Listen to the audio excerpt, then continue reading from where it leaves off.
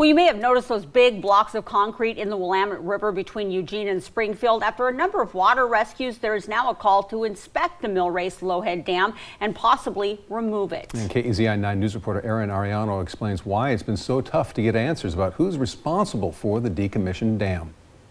Historically, we don't have any good records to show who owns the remnants that are in the water.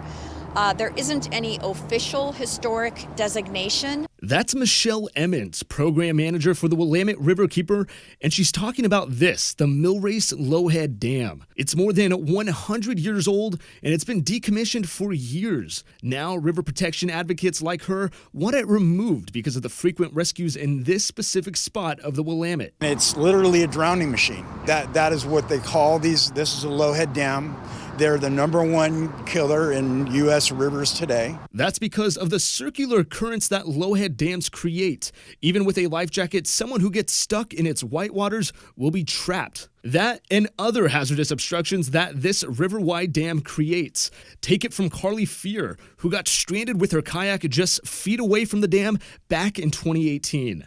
I was just going through it, and all of a sudden, the current or an eddy kind of pulled my kayak, and I got stuck against something, and my boat tilted and started letting water in. I ended up having to get out and try to move it myself. With my own strength, I couldn't move it. Thankfully, Fear's mother was able to help her, but it was one of the countless terrifying moments at this specific strip in the Willamette. Lane County Search and Rescue says they're consistently conducting rescues right here. The way that water flows over a low head dam, it causes hydraulics and it causes currents that can be really hard to get out of.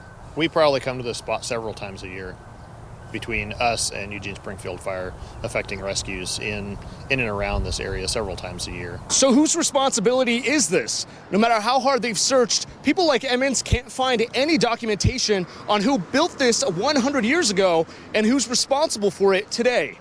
Therein lies a question of who do we go to, whose responsibility is it to get the remnants removed? We know that it's going to be extremely expensive. Other advocates like Mike McFarland have reached out to countless agencies. They started out with the Army Corps of Engineers, and they said, oh, that's the Marine Board.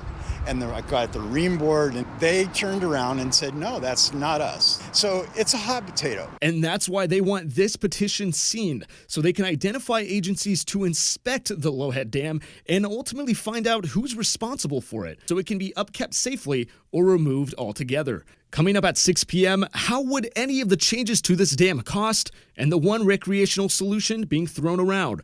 Reporting in Springfield, Erin Ariano, KEZI 9 News.